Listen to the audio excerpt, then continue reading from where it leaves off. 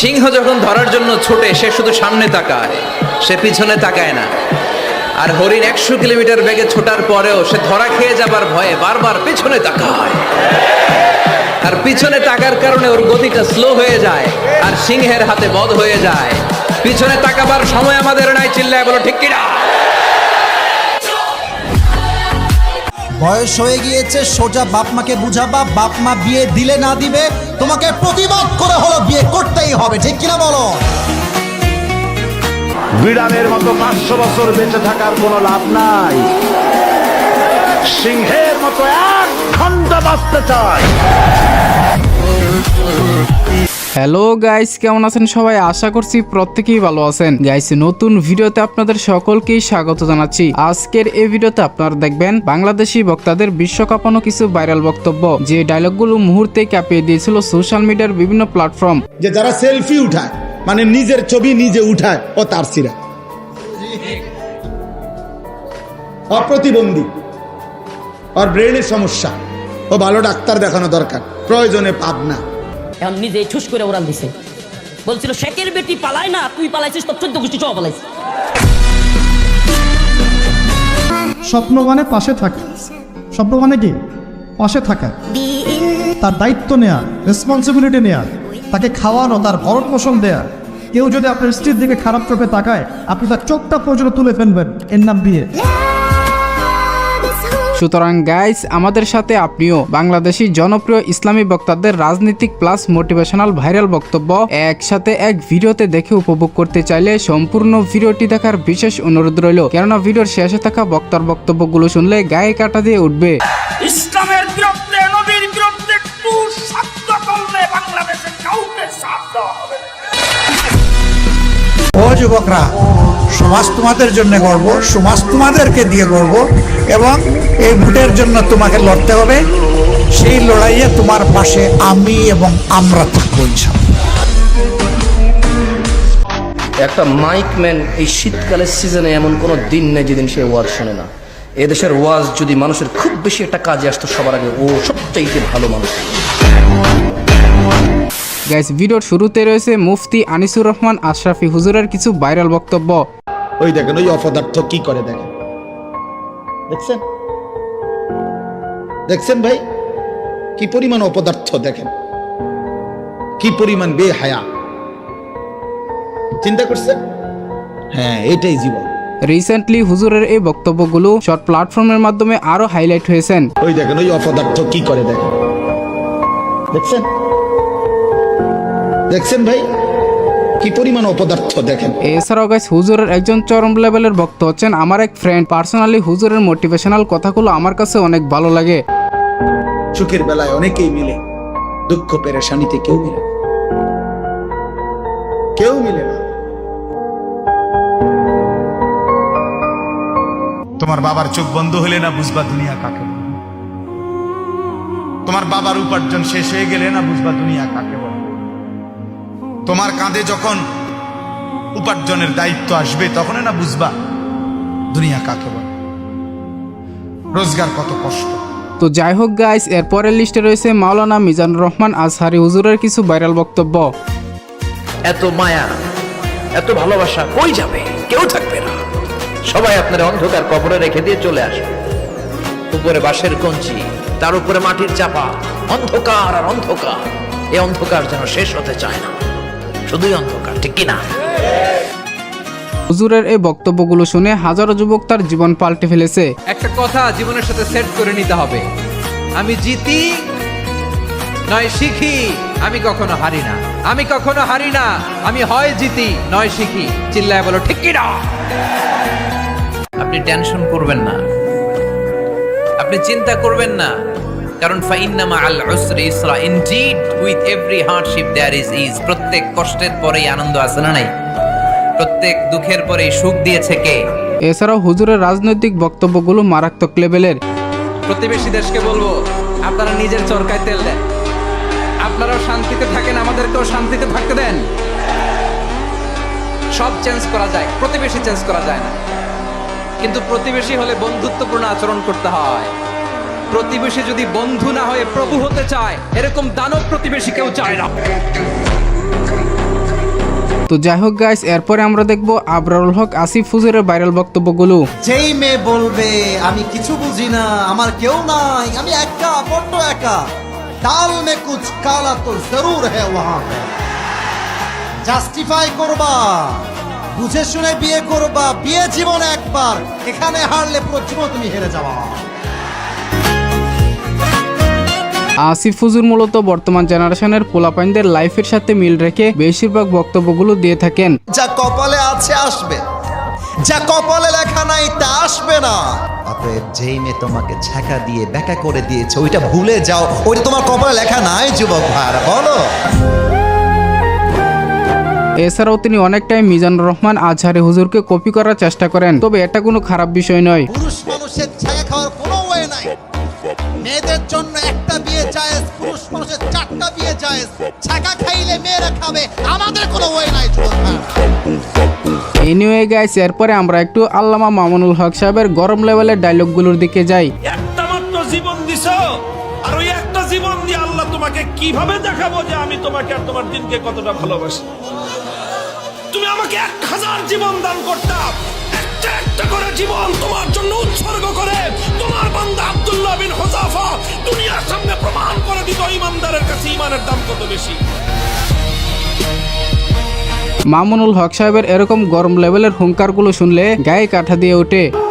কেউ যেন আল্লাহর জমিনে কথা মনে না করেন যে আপনি ইসলামের পক্ষে না দাঁড়ালে ইসলামের কাজ হবে না। কেউ যেন কথা মনে না করেন আপনাকে বাদ দিয়ে আপনার জমিনে কোনো কিছু হতে পারে না। কেউ যেন কথা মনে না করেন কোন ভূখণ্ডে তাকে মাইনাস করে কোনো কিছু হতে পারে না। আমার আল্লাহ 1000বার কথা প্রমাণ করে দিয়েছেন। অনেক প্রভাবশালীকে আমার আল্লাহ কানে ধরে উৎখাত করে দিয়ে দুর্বল মানুষের দ্বারা আল্লাহ তার দিনকে জিন্দা করে দিয়েছে। এছাড়া হুজুরের রাজনৈতিক বক্তব্যগুলো ছিল অন্য লেভেলের। এবার ইসলামী দলগুলোর ঐক্যবদ্ধ আন্দোলনের মধ্য দিয়ে গোটা বাংলার তাওহীদি জনতা জেগে উঠেছে। গাইস, এরপরে আমরা দেখবো আল্লামা দেলোয়ার হোসেন সাঈদীর কলিজা কাঁপানো বক্তব্যগুলো।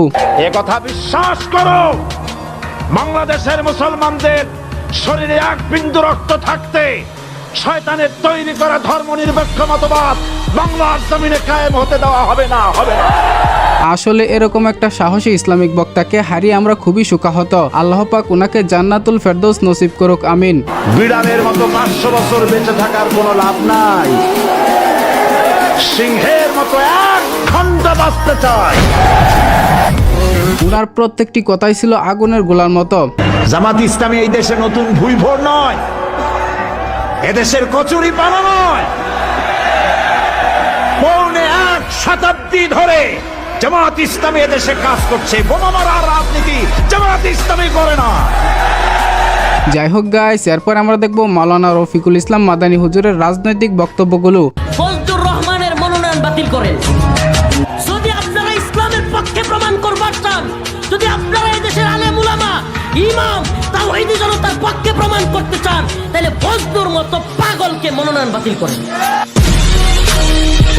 তিনি তার সাহসী বক্তব্যের জন্য বেশ কয়েকবার জেলও খেটেছিলেন। আল্লাহকে নিয়ে রাসূলকে নিয়ে কটূক্তি করা, এগুলা যদি তোদের বাক স্বাধীনতা হয়, তোদের কল্লা ফেলে দেওয়া আমাদের হাত স্বাধীনতা।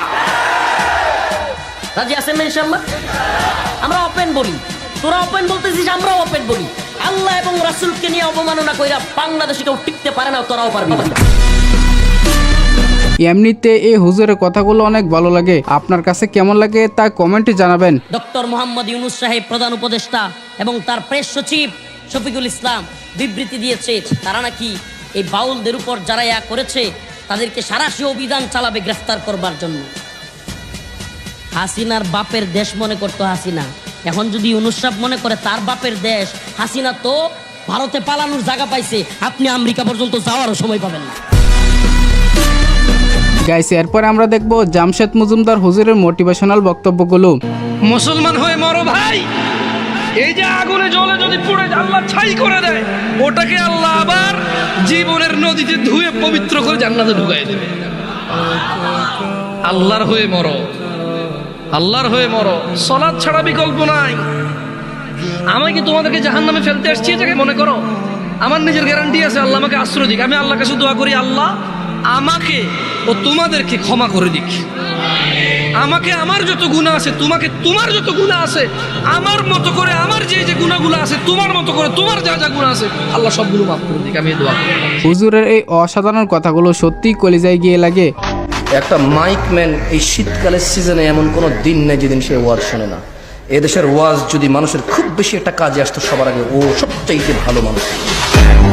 আমি বিলিভ করি প্যান্ডেলওয়ালা, মাইকওয়ালা আর স্বেচ্ছাসেবক ভলান্টিয়ারদের সবার আগে কাজে আসতো। দেখেছি এদেশের আয়োজকদের মধ্যেই বেনামাজি, ঘুষখোর, সুদখোর ভরপুর থাকে। দু একজন ভালো থাকে, দু একজনের ইচ্ছা চেষ্টায় বাকিরা যে সাড়া দেয় এটার জন্য তারা নেকি পাবে যদি তারা নামাজি হয়ে মরে, আর বেনামাজি মরলে ওটা হিসেবেই আসে। ঠিক এরকমই যুবকদের উদ্দেশ্যে মজার মজার বয়ান করেন সৈয়দ মোহাম্মদ মুকাররম বারী হুজুর। যে যত চুপ থাকে সয়ে যায়, অত্যাচার হয়, তার উপর একটু জুলুম হয়, কিন্তু দিন শেষে জয়টা তার নামেই চলে আসে। কারণ কি? ইন্নাল্লাহা মাআস সাবিরিন। ধৈর্য যে ধরবে, রবের রহমত তার সাথেই থাকবে। এই হুজুরের কণ্ঠস্বর শুধু ওয়াজ বা বক্তব্য নয়, বরং সময়ের বিরুদ্ধে দাঁড়ানো এক একটা ঘোষণা। যে আপনার, সে আপনারই থাকবে। যে আপনার নয়, সে কোনো না কোনো ভাবে চলে যাবে। আর যখন চলে যাবে বুঝে নেবেন সে আপনার ছিল না, এতদিন আপনি অনুমানে ছিলেন। যেটা আপনার পাওয়ার, সেটা যদি ওই পৃথিবীর শেষ প্রান্ত যদি থাকে, কোনো না কোনো ভাবে সেটা আপনার হাতেই আসবে। আর যেটা আপনার নয়, এটা যদি আপনার হাতের কাছেও থাকে, আপনি স্পর্শ করতে পারবেন না। বাস এই দুইটা কথা যদি আমরা কোনোভাবে মনে এবং মাথায় রবের উপর ভরসা করে বসাই ফেলতে পারি, আমাদের জীবনের অর্ধেক ডিপ্রেশন এমনিতেই কমে যাবে। সুবহানাল্লাহ। হুজুরের মিষ্টি কথাগুলো কার কার কাছে ভালো লাগে তা কমেন্টে জানাবেন। যাই কিছু করেন মনে আঘাত দিয়েন না, কারো মন ভেঙে চুরমাচুর করে দিয়েন না, কারণ মানুষের মন রবের রহমতের ঘর। ওই মনে আঘাত দেওয়া অন্যায় ভাবে আল্লাহ কখনো মাফ করে না, মাফ করে না, মাফ করে না। যতটুকু পারবেন হ্যাঁ বলুন, যতটুকু পারবেন না বলুন। প্রতারণা করবেন না, ধোঁকাবাজি করবেন না, কাউকে কষ্ট দিয়ে দুই নাম্বারি করে আপনার কোটিপতি হওয়ার দরকার নাই, কারণ আপনি এমন রবের বান্দা যার নাম রাজ্জাক।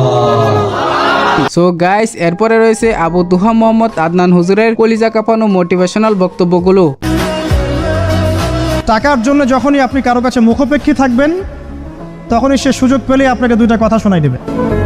হোক সে আপনার শ্বশুর, হোক সে আপনার বাবা, হোক সে আপনার বন্ধু বা যে কেউ।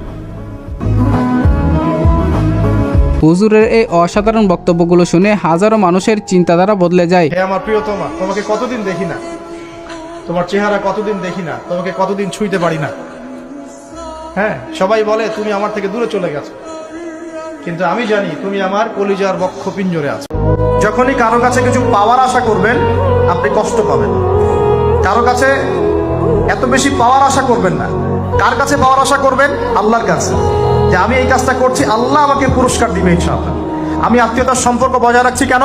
আল্লাহর কাছে রিজিকে বরকতের আশায়। তো যাই হোক গাইস, এই ইসলামিক বক্তাদের ভিতরে কোন হুজুরের বক্তব্যগুলো আপনার কাছে সবচেয়ে বেশি ভালো লাগে তা কমেন্টে জানাবেন। ভিডিওটি ভালো লাগলে অবশ্যই একটি লাইক দিয়ে চ্যানেলটিকে সাবস্ক্রাইব করে রাখবেন। কথা হবে শীঘ্রই নতুন কোনো ভিডিওতে। তৎক্ষণাৎ সবাই ভালো থাকুন, সুস্থ থাকুন, খুদা হাফেজ।